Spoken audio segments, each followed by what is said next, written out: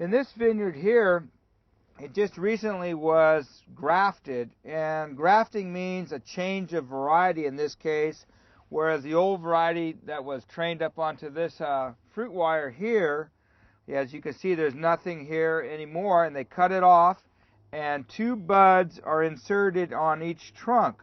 One is here at my index finger, and the other one is over here. This is a dormant cane, not one that was used for this grafting, but just for an example, and a very extremely sharp knife will extract this bud and a little bit of the dormant wood here, and is then put here under the bark. And then they'll take another bud from the same cane perhaps and do the same thing. It's called an inverted T. So on the bark they'll actually take the sharp knife and do an inverted T. So they'll do a slice down and then a T across and slip this bud underneath to make sure that we're on cambium, and then wrap it with the tape. And it takes usually maybe 5 to 6 weeks before these two buds will emerge and start to grow and develop a new vine, a new variety.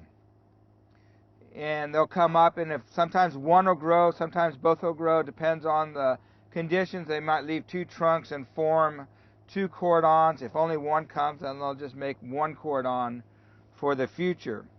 So again, this is a converted vineyard that just recently happened, and it's bleeding here where they make a couple of flashes to try to curtail the phloem and the xylem from pushing too much water and too much nutrients and sap up to these buds right away, and they'll let it bleed off a little bit, because otherwise it could push these buds out of this new grafted area.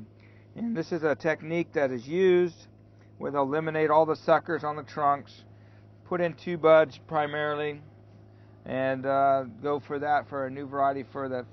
It's a much quicker operation than pulling the vineyard out and replanting and retrellising, and they can still have grapes essentially not in this growing season, but have half a crop in the following growing season and perhaps a full crop in the year after that.